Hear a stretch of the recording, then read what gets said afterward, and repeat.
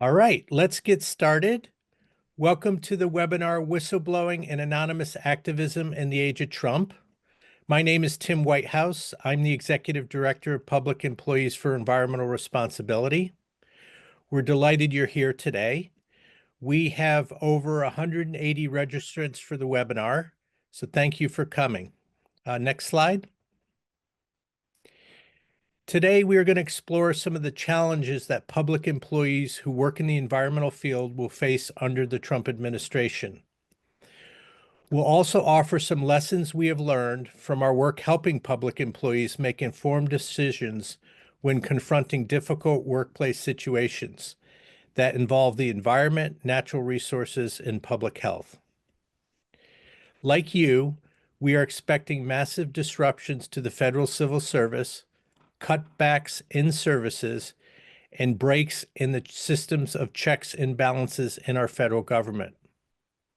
Our role, peers' role, is to play a small but important part in helping protect public employees who protect the environment. This, we believe, will lead to a stronger civil service and stronger environmental protections. Here's our agenda. Each speaker will have about 10 minutes. I'll give a brief overview of PEER and what we can expect in the incoming administration. Paula Dinnerstein, our general counsel, will give an overview of anonymous activism and whistleblowing and offer a deeper dive into some of her observations on whistleblowing after 18 years of representing whistleblowers.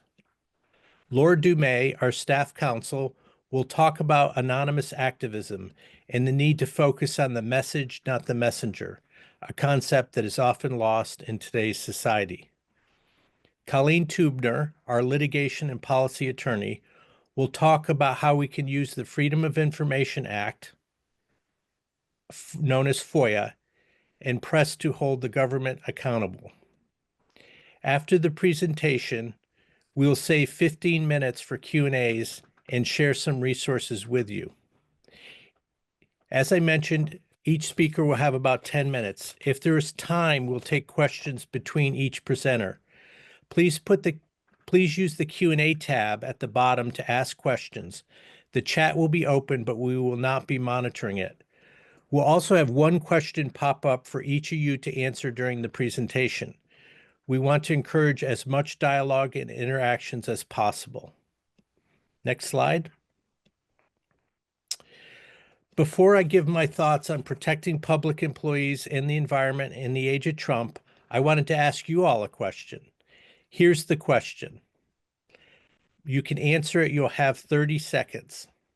The question is, government employees can lose their pensions if they are fired for publicly working to change, through advocacy or legal actions, their employer's position on an issue. And I'm assuming here that the government employee was properly fired, legally fired. That's not the issue here.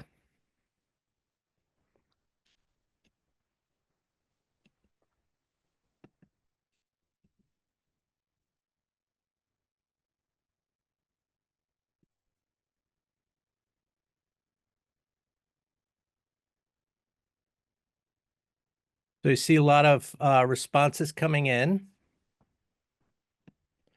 Wait a few more seconds before ending the poll.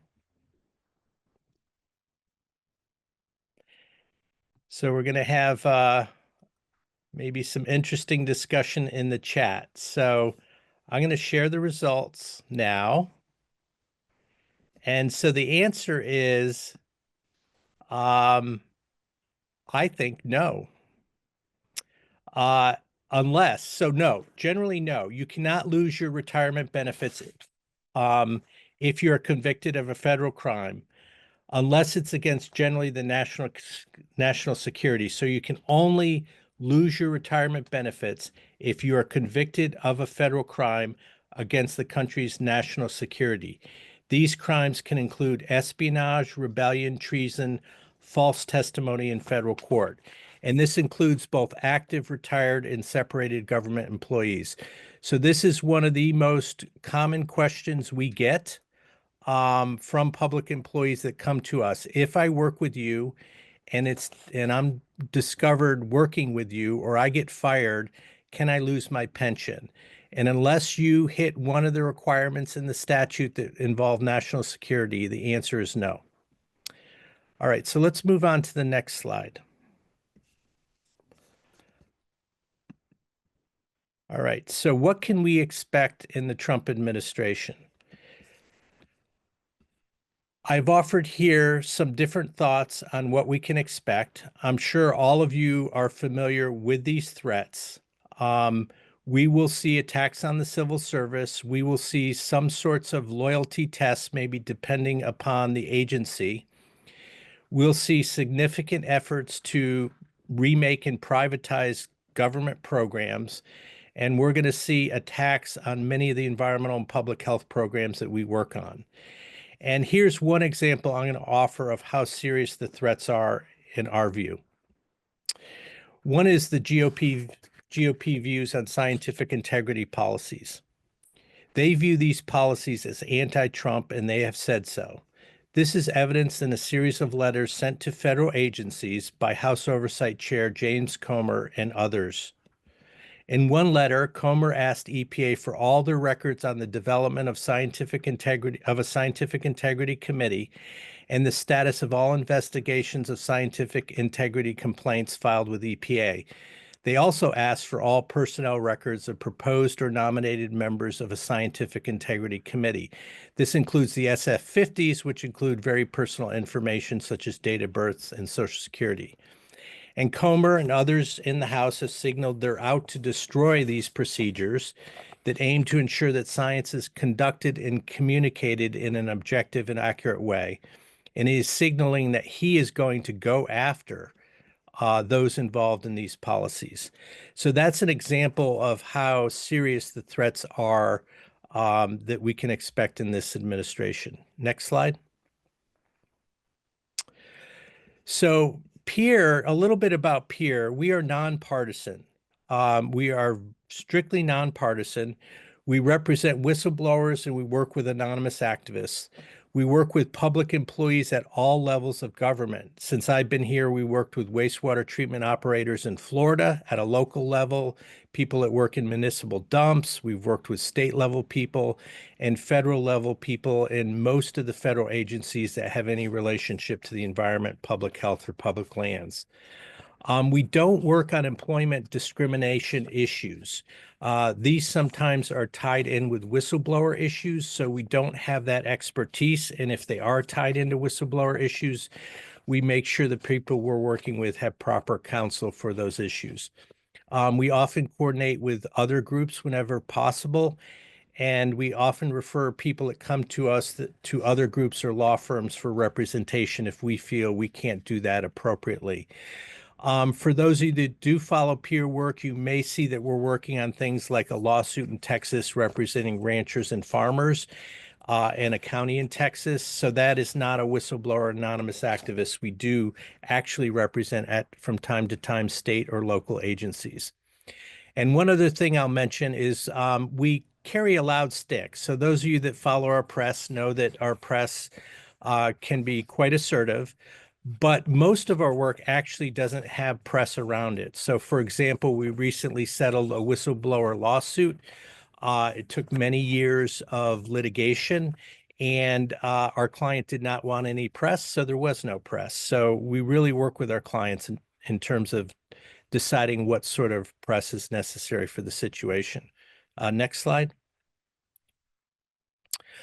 I'll go quickly over this. I think my time's coming up, but one thing I will say is if there are public employees on this call, I know there are many, really to engage with the unions. A lot of the issues that are coming up will be union related.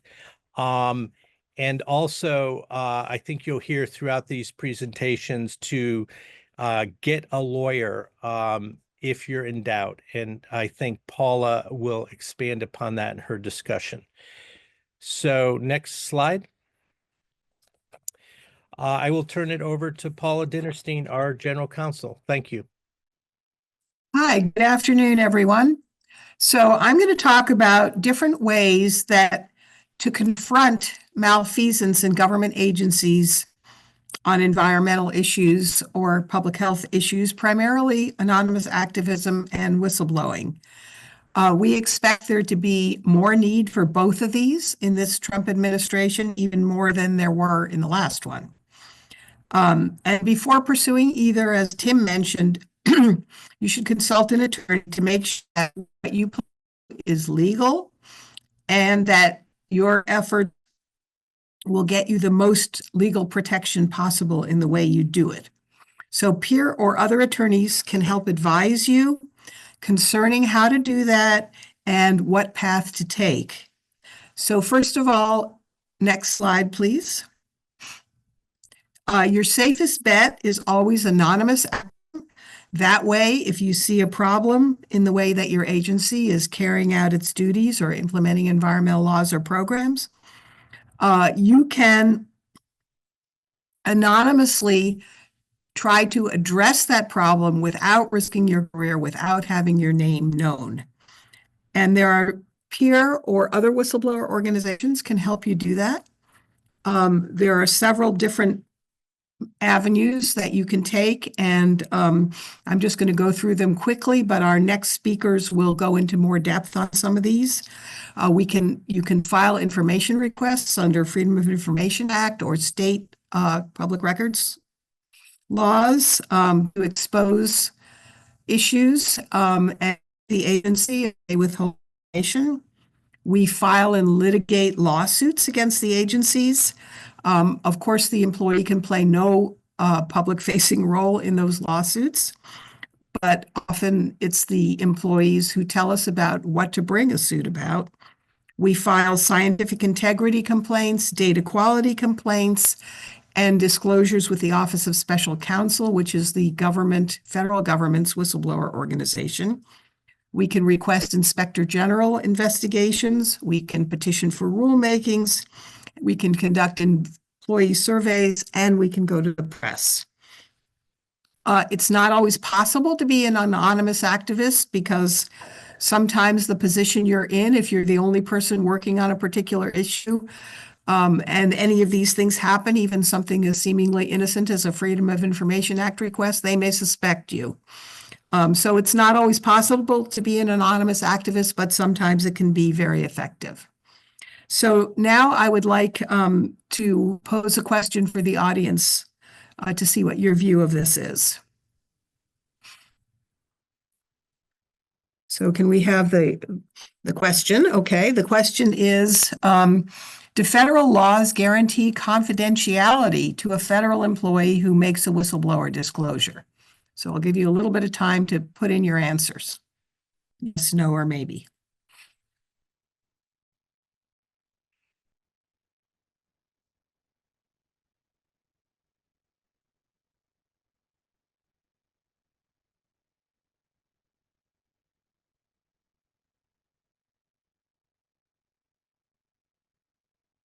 Okay, and now I'm going to give you my answer to this question, which is basically no.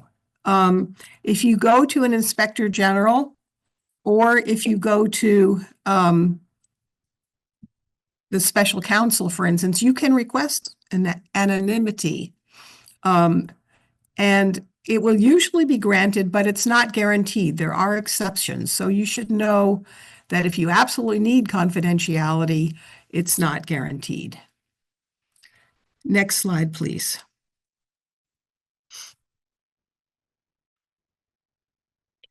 So if you can't be an anonymous activist, you may want to choose to be a whistleblower. Or if you've already been disciplined for speaking out, you may be able to use the whistleblower laws as a defense to a disciplinary action.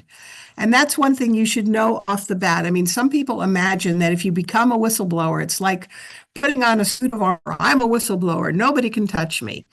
Unfortunately, it's not like that. What being a whistleblower really is in the legal sense is a defense to a disciplinary. If you are fired or some other serious disciplinary action is taken against you, you can say, you can use your whistleblowing as a defense because it is illegal for an agency to retaliate against a person for whistleblowing. And if you're considering blowing the whistle, you should, again, we're a little Johnny one note on this, consult an attorney so that you will do it in a way that is protected under whistleblower law. There's a few different whistleblower laws, and they have slightly different procedures and different requirements for what it takes to be protected as a whistleblower. Generally, to be protected as a whistleblower, the things you need to disclose are a violation of law, rule, or regulation, gross mismanagement or abuse of authority, or a substantial and specific danger to public health or safety. And the way that these requirements or categories have been interpreted is fairly complex in the case law, which is another reason for consulting an attorney. And unfortunately, we have had clients who are whistleblowers in any sort of common parlance sense of the word, but were found not to qualify under these categories and therefore were not protected. I think, as Tim mentioned, we do represent people in whistleblower proceedings without charge. One additional option may be a case under the First Amendment where you could claim a violation of your free speech rights or your freedom of association rights. However, there's very limited ability for public employees to use the First Amendment. And so, again, you need to consult an attorney to see if you qualify. Basically, you must be speaking as a citizen and not as an employee to get First Amendment protection. So next slide, please. So here's a few cautions about if you decide to become a whistleblower. There's a 30-day time limit on most challenges to disciplinary actions under the whistleblower laws. There are some exceptions, but you should be aware that you may have this 30-day limit, which is really very short. You know, if somebody's been fired and their life has been thrown into chaos and they don't know what to do, sometimes 30 days can go by very quickly. So be sure to consult a lawyer in time to do that. Also, you should be very squeaky clean. If you claim a whistleblower defense, what the agency is going to do is say, no, we had a legitimate reason to fire that person. It wasn't because of the whistleblowing. You know, it was because they stole paper clips. Their time cards weren't done correctly. They sent emails that were inappropriate. So don't do any of those things. You want to be as clean as possible. You want to treat all your colleagues and your managers with respect, even those who deserve it the least. You want to document all your concerns and all instances of retaliation. And you cannot, it is not legal and it can never be whistleblowing to disclose classified material or confidential business information. And finally, Colleen will talk more about this, but reporters are not always your friend. Sometimes you do want press, but you have to be aware that they won't necessarily keep your confidentiality and that there's ways to be careful in doing that. So next slide, please. The other thing that you should know is that for many of our clients, they never intended to be whistleblowers. They didn't sit around and think, should I blow the whistle? Should I be an anonymous activist? They thought they were doing their jobs. They thought, you know, they were the scientist doing a scientific study that came out with a result that maybe didn't please industry or the management that is kowtowing to that industry. Maybe someone who is just trying to implement a program or enforce the law in a way that is too good for the political powers that be. And so many people find themselves in trouble being disciplined when they never set out to be a whistleblower. In those cases, and for instance, one of our most famous whistleblower cases was Teresa Chambers, who was the chief of the U.S. Park Police. She never intended to whistleblower, and yet she became our most famous whistleblower. And we were able to win her case to show that even though she hadn't planned it that way, that her disclosure come under the whistleblower laws. So, I mean, it's always preferable to plan it ahead, but if you haven't, we would try to show that you did come under the whistleblower laws, or if you didn't, we would try to use some of these other techniques that we've discussed previously, whether it's going to the press or filing other types of complaints to embarrass the agency into, so to speak, calling off their dogs on you. So thank you. We'll be able to answer questions on this, but I think now we will turn over to our next speaker.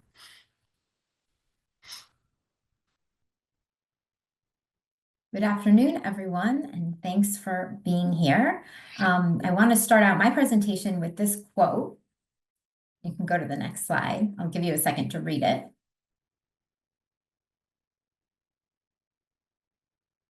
I like this quote because it really highlights the importance of staying anonymous if possible. And anonymous activism happens to be my favorite of the many ways that Pierre operates. So as Paula mentioned, and you can go to the next slide, we use the term anonymous activist to refer to employees who want to solve a problem, but don't want to be publicly identified, usually because they're worried about retaliation. And I cannot stress enough that this is a very legitimate concern, because as Paula kind of implied, if you try to take on an issue yourself and you experience retaliation, challenging that retaliation takes an enormous amount of energy, massive amounts of time. The process is frustrating, and the whistleblowers often find themselves at the center of the investigation because it's easier for the agency to attack the messenger rather than the message. So whistleblowers are cast as disgruntled or incompetent or insubordinate. So this is why anonymous activism is often the most rewarding way to proceed, because current employees can fight wrongdoing without sacrificing their careers. They stay safe and quiet on the inside, and that often even gives you the ability to have a bigger impact than you otherwise would as the issues continue to unfold. Because you can't have that kind of impact if your supervisor cuts you out of the loop, or if you're busy fighting a whistleblower retaliation case. So when we say anonymously, sometimes people contact Pierre or other whistleblower groups literally anonymously, like without providing their name. Other times they'll call us, they'll explain who they are, what their position is, what's been going on, but they specify that they want help to address the issues while still remaining anonymous. So either way, groups like ours can help. And how the partner group addresses the issue and how deeply the employee is involved, obviously it's on a case-by-case basis, right? It depends on the employees, the issue itself, the group's in-house expertise, and any legal issues that might arise for the employee. I want to pop in a question here, because this is one that we get a lot about anonymity. Can Pierre or any partner group be forced to reveal my identity if I'm acting anonymously, if I'm an anonymous activist? And I'll give you a few minutes to answer this. I feel like Zoom should have Jeopardy music that comes up for these things.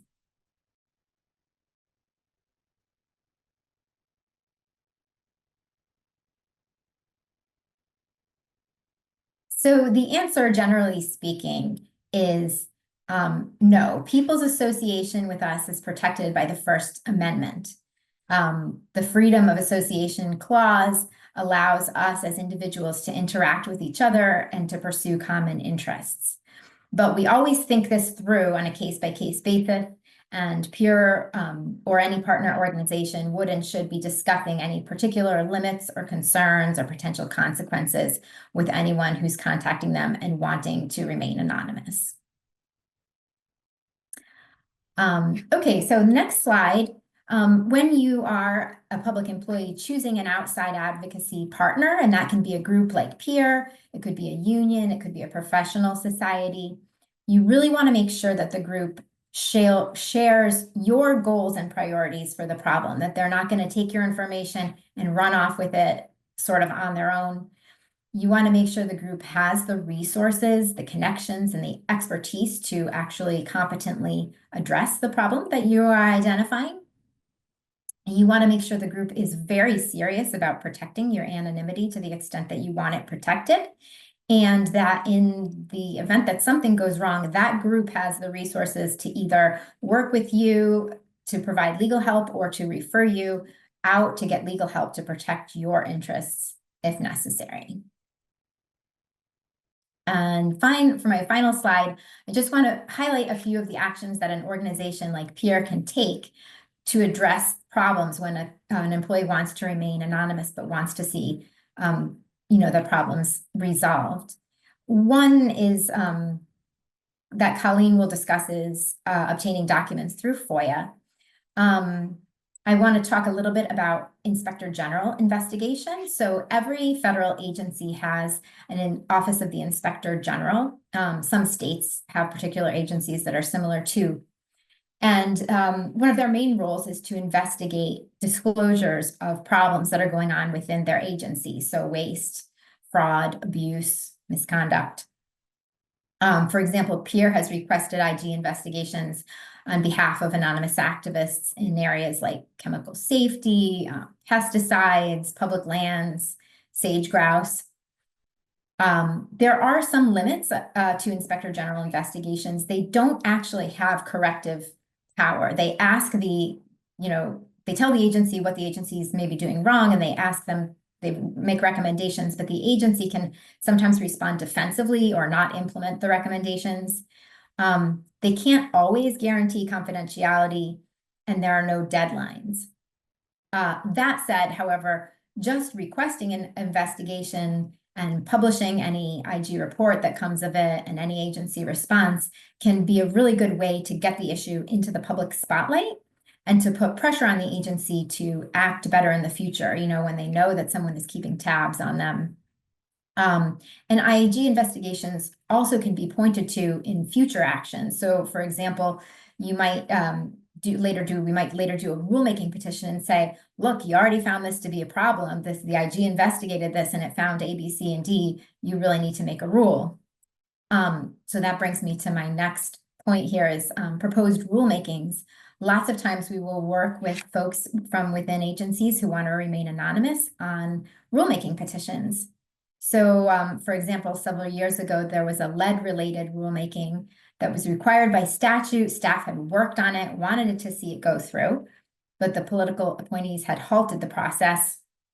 So PEER sued to require the agency to propose the rule, and it did. The employees remained anonymous, continued their good work with the agent within the agency, no repercussions. So that is a huge win. Win for their careers and win for the goal that they were trying to accomplish.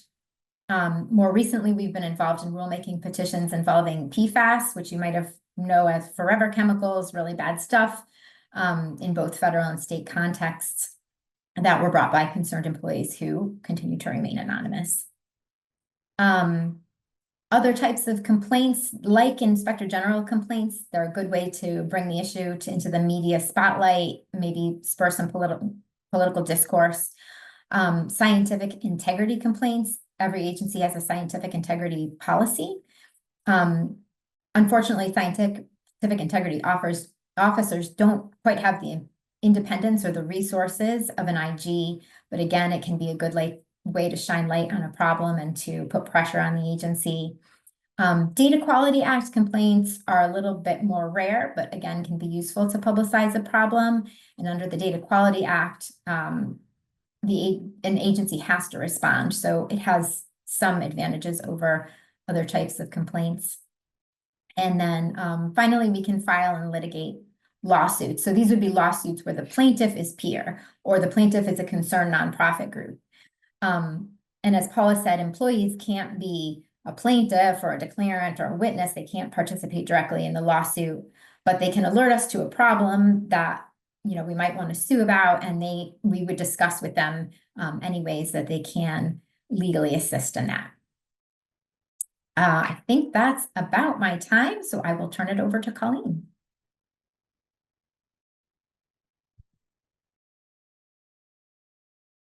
Hi, everyone. I'm excited to be here today to discuss government transparency and how we can promote it through the Freedom of Information Act, also known as FOIA, and by speaking to the press. The federal government is becoming less transparent over time.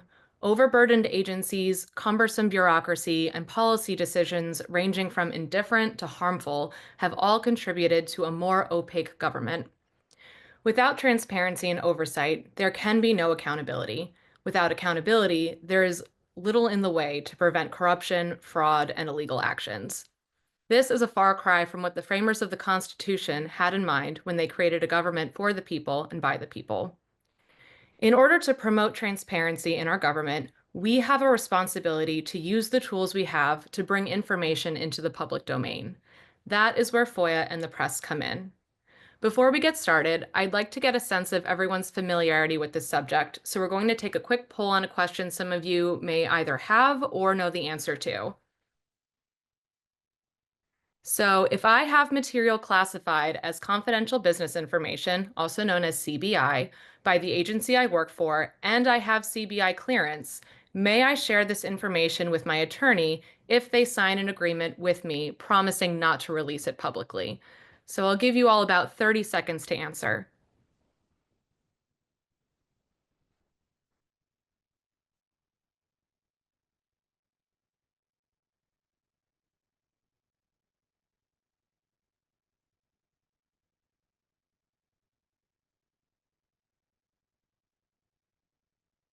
All right, so let's reveal the answer.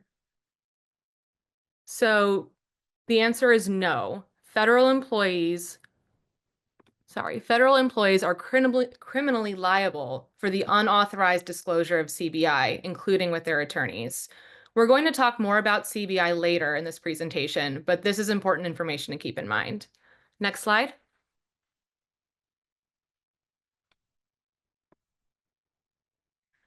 FOIA provides the public the right to request access to records from any federal agency. It is often described as a law that keeps citizens in the know about their government. As I stated previously, I'll be discussing how FOIA can be used as a tool to promote government transparency and accountability. For a deeper dive into the law itself, I encourage you all to check out Pierre's previous webinar, The Freedom of Information Act and You. When FOIA works as it should, requesters receive their documents within 20 working days. Unfortunately, when agencies are under-resourced and requests increase, a significant backlog occurs, delaying the release of records. For example, between 2016 and 2017, the number of FOIA requests received by the government increased by roughly 20,000, according to data from FOIA.gov.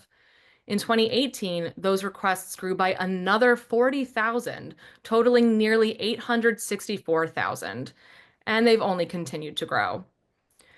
Backlog is not the only problem FOIA faces. The Trump administration was the worst in memory in terms of politicizing FOIA response processes. For example, Interior officials whose documents were subject to FOIA were permitted to review and change or redact responses before they went out, and these were so-called awareness reviews. Giving officials the ability to alter responses directly contravenes the principles of FOIA. Unfortunately, it is likely these awareness reviews will reoccur under the next Trump administration. While FOIA relies on requesters to prompt the release of information, administrations may also opt to proactively post documents on agency websites. Both the Trump and Biden administrations have not done a great job of taking such initiative. However, when such documents are posted online, nonprofits like the End of Term Web Archive preserve them before an incoming administration takes power, just in case that administration decides to take the information down. The End of Term Web Archive is a nonpartisan organization that undertakes this effort with every change in administration. If you'd like to help support this project, you can visit their website, which is listed here on the slide. Okay, next slide. So Pierre is no stranger to using FOIA as a tool to promote transparency. During the first Trump administration, Scott Pruitt, EPA's then administrator, had made statements to the media that human activity is not a primary contributor to climate change. The next day, Pierre filed a FOIA request, asking to see the studies upon which Pruitt based his claim. Even after filing a FOIA lawsuit, EPA could not produce any such studies, which constructively showed that Pruitt's claims were baseless. Similarly, during the Biden administration, EPA adopted an exceedingly limited definition of per and polyfluoroalkyl substances, also known as PFAS. For those of you who don't know, PFAS are toxic forever chemicals that pose a danger to public health and the environment. Pierce submitted a FOIA request for documents explaining why EPA adopted such a limited definition of PFAS. Even after filing a FOIA lawsuit, EPA failed to produce satisfactory documents. So, as you can see from these examples, sometimes FOIA can be used to disprove baseless claims made by government officials and agencies. Additionally, Peer has sued EPA over the withholding of health studies in FOIA releases. Peer submitted a FOIA request to EPA for documents the agency received from a chemical company called Enhanced Technologies, which produces fluorinated barrels. Some of the documents Peer received as a result of the FOIA request were heavily redacted. Even more disturbing, some of the information that had been redacted was clearly the results of chemical analyses of PFAS levels in its products. EPA claimed that the redactions were pursuant to a FOIA exemption known as Confidential Business Information, or CBI, as we mentioned before. But according to the Toxic Substances Control Act, FOIA exemptions cannot be used to shield information from health and safety studies from the public. So Peer is actively suing EPA to release this information. Peer also uses FOIA to gather information and generate maps and reports for public use. We often do so with the help of former public employees. For example, Peer submitted FOIA requests to BLM for land health assessments and worked with a retired employee to generate an interactive map. Through this effort, the public can now access this information easily. Additionally, Peer submitted FOIA requests to the National Park Service for sustainability plans, waste audits, and plastics reduction plans for individual parks. And as a result of these releases, we were able to work with a retired employee to generate a scorecard for each park, highlighting both their successes and areas for improvement. All of the information we have gathered was made possible through FOIA. It truly is one of our most important open government laws. Now I'd like to shift gears and talk about another tool to promote transparency, which is the press. Next slide. There is a reason why freedom of the press is enshrined in our First Amendment. It is a necessary part of any open government. Public employees speak to the press all the time, typically on background, but there are some risks if they do not follow their agency's policies. Often, you now see that agency press offices control media communications, so this may impact individuals. And there are, of course, First Amendment issues to consider when speaking to the press. This is a nuanced issue that Peer suspects will come under fire during the next administration. Broadly speaking, there are pros and cons to speaking to the press. The obvious pro is it will inform the public of issues that should be in the public domain. Access to information can help citizens make informed decisions about their health and safety, their policy priorities, and whom they vote for. Cons include risking your anonymity if you are concerned about keeping your identity confidential, as Paula mentioned earlier, as well as Laura.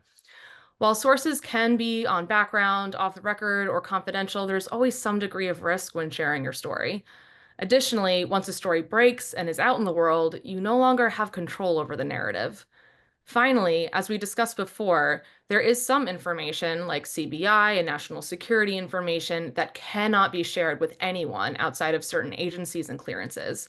So sharing such information could result in personnel or legal action.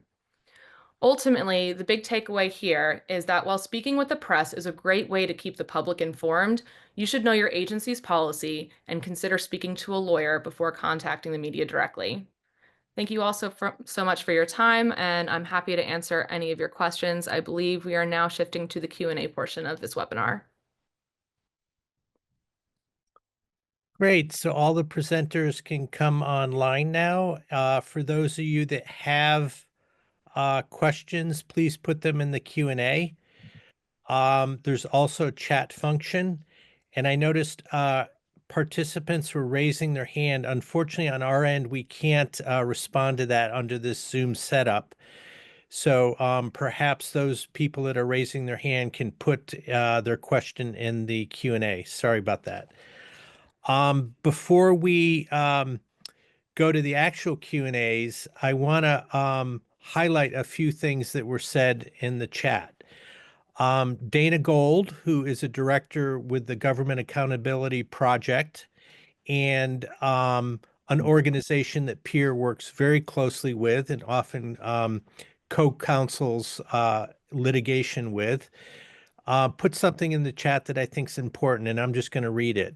Also important to note that orgs like Peer and ours, which is GAP, that represent clients have attorney-client privilege, the strongest protection for information.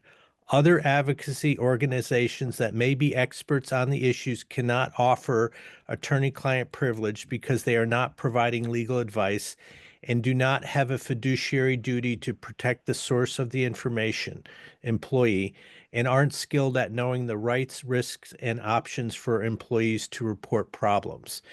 That's a great point that Dana raises. And it's something we've come across where public employees that work with environmental groups that have the best of intentions accidentally or carelessly reveal the names of the people they're working with, therefore thereby jeopardizing their careers. Kylie also makes a point in the chat that I wanted to highlight, and this is regarding FOIAs, that employees do not produce all records. There's no recourse for these actions. And that's a great point because we don't know what we don't know. And when we're sending a FOIA, we are assuming the agencies are being honest with us about what they're releasing. I know that, however, is not always the case. I will offer an example. During the first Trump term, we sent a very large FOIA to NOAA. And after the Trump administration left, I was told by a NOAA employee that they did not release all the documents to us intentionally because they would be embarrassing to the Trump administration. So FOIA is dependent upon the government being honest with us. I will say some of our FOIAs, we do know the documents that are there because we've been told by public employees, but sometimes we get we don't have the specific names of the documents, so it's very hard to challenge when we don't get documents. Let's jump over to some Q&As. I do want to ask Paula one question that comes up quite a bit at Peer, and this is about whistleblowing. If a public employee discloses something to the press, waste, fraud, abuse, can that be considered whistleblowing, or do they have to go to these agency like the inspector general or to their managers? Can they just go to the press? Yes, under federal law, under the Whistleblower Protection Act on the federal level and other federal whistleblower laws, it can be any disclosure to anyone. So you can go directly to the press. You don't have to go to your supervisor first or some inspector general or anything like that. Now, the state laws, all the 50 states have whistleblower laws, and they vary on this question. So you would have to look into your own state law if you're a state whistleblower. Okay, great. So Maggie asks, how concerned is Peer that the recent bill passed by the House that allows the Treasury Department to eliminate the tax-exempt status of any nonprofit it deems to be supporting terrorist activities? I don't recall the title of that act. I don't know if any of our panelists know that act, but if they don't, I will offer a few words on it. Paula, Laura, Colleen, any thoughts? Yeah, so I actually, Maggie, feel free to offer your thoughts in the chat. I'm familiar with this bill, but I have not actually read it. I know nonprofit groups are very concerned across the spectrum, both liberal and conservative, that law does not provide adequate due process and that the definitions are very vague and therefore it could be used, weaponized by the IRS. So I know there are significant concerns about that bill. So please feel free to use the chat to inform us more about that. Let's see.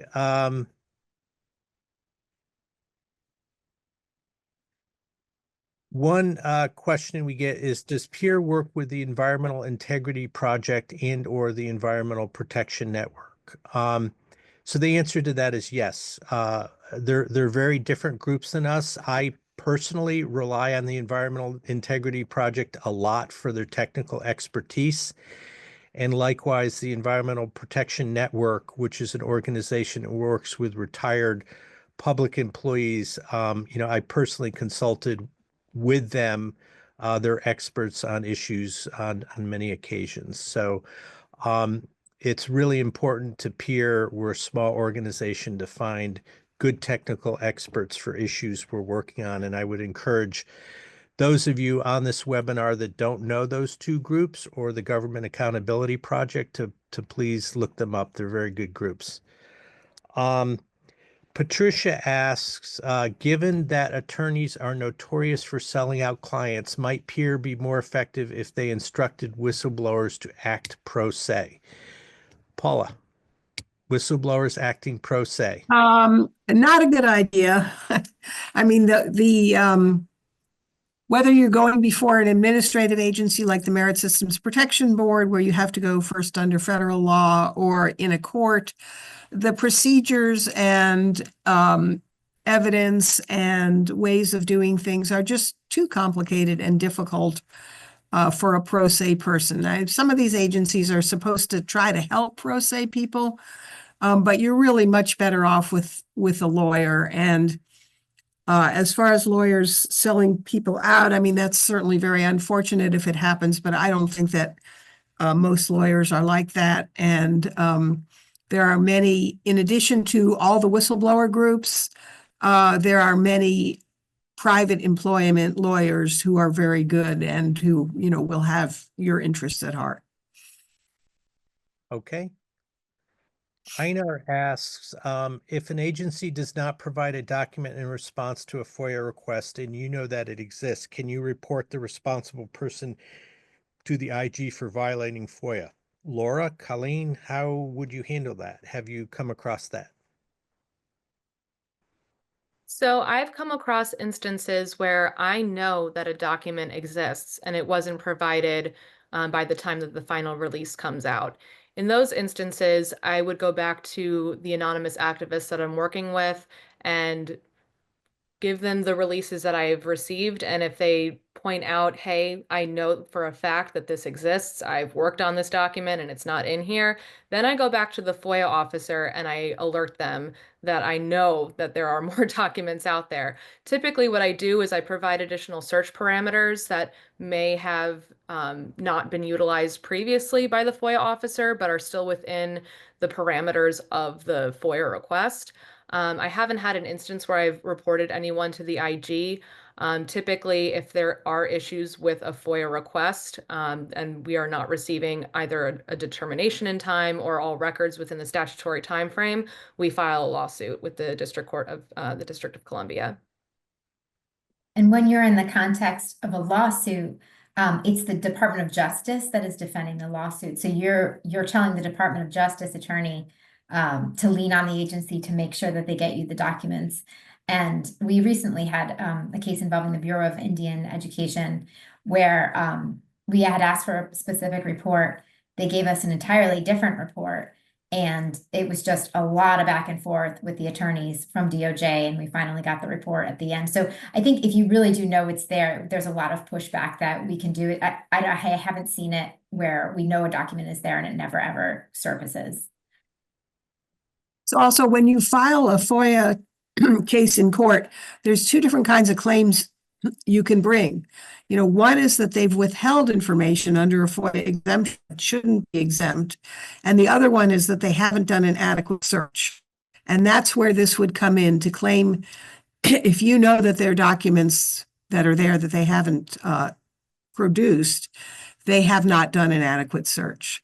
So you could bring that up in your lawsuit and you'd have to show how or why or how they can do a better search with the things that Colleen mentioned.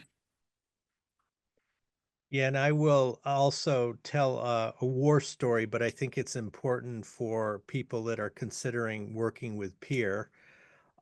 We sometimes receive anonymously people telling us from different agencies that we should request these documents. And they give us a big long list of documents, and sometimes we request them and then we get them and we have absolutely no idea what to do with them. So if you're in the government, don't assume we know your expertise, and if we get a bunch of documents, we'll know what to do with them. It's much better if we can rely on people that have the expertise to look through the thousands of pages of documents with us to identify what's actually important. So another question is, if an employee can't disclose CBI to his attorney, how can CBI legally be utilized? Paula, do you want to weigh in, and Laura or Colleen after that? Well, I think, unfortunately, it's very difficult. We have clients who are in agencies, that have to deal with CBI, and they're terrified of releasing CBI for good reason.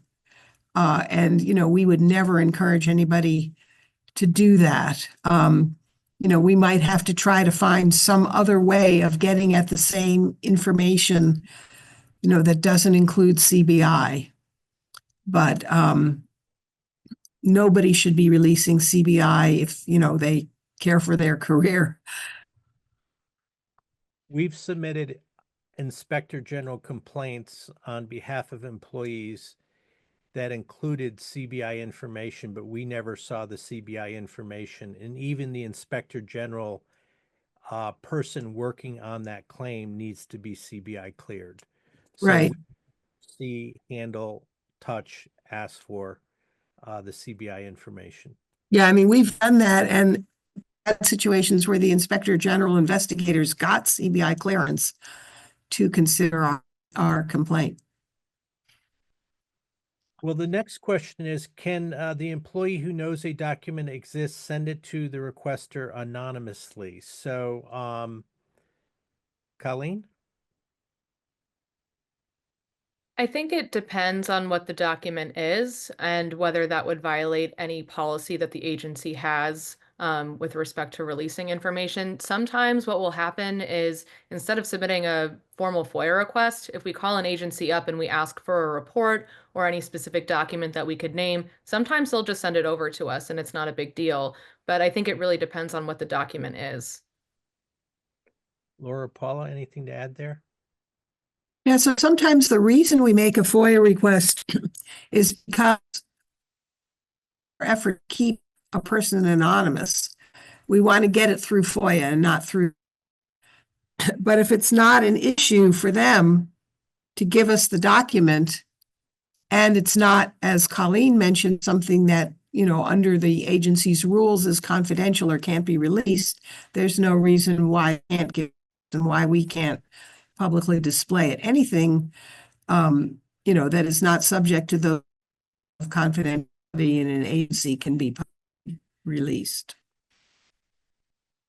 Great. Yeah, I've had that situation where someone gives me a document, but I send a FOIA for it to try and get it through the FOIA channels. So the agency doesn't know it was released. Paul asks us to speak to the advantages, disadvantages, risks of communicating with Congress and or other elected officials. Also need to CYA, I think, cover your ASS by making sure employer cannot claim you are complicit by failing to report misconduct. So any thoughts on speaking to Congress from our panelists? I can say with respect to FOIA, sometimes it does grease the wheels, because if a congressional office reaches out to an agency about documents or a specific issue that has already been pending via a FOIA request, sometimes that will get the process moving a bit quicker. Plug in here for the House Whistleblower Ombuds Office.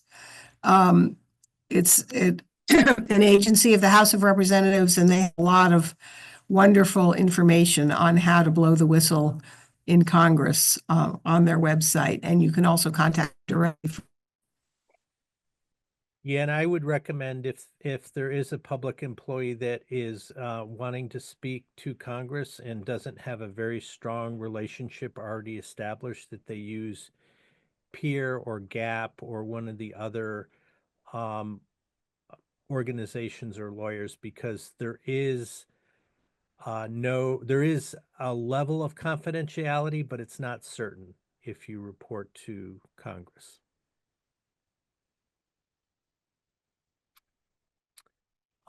There's another question about Congress getting CBI info. Are they prohibited from releasing it even if it points to corruption?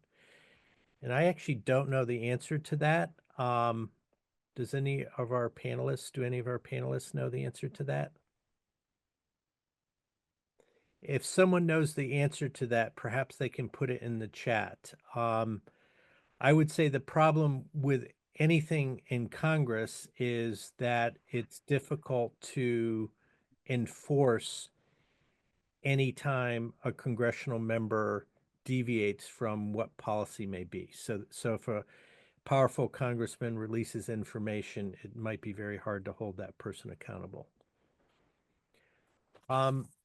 We have time for one more question if there are any.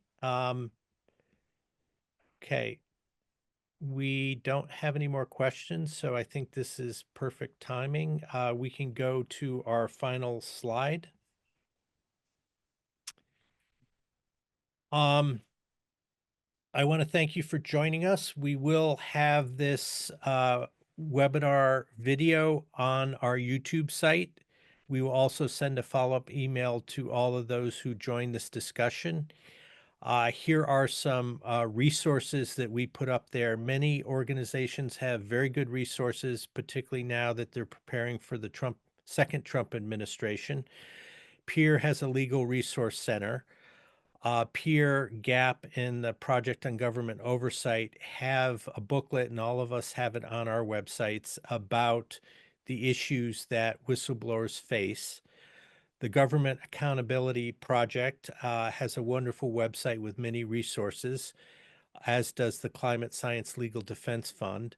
There's a new organization called Civil Service Strong, which has a lot of resources for public servants, and their website is there.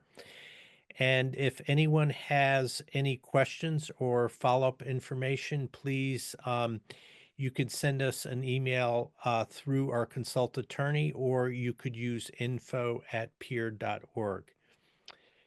Thank you all very much, and we will be in touch. Bye.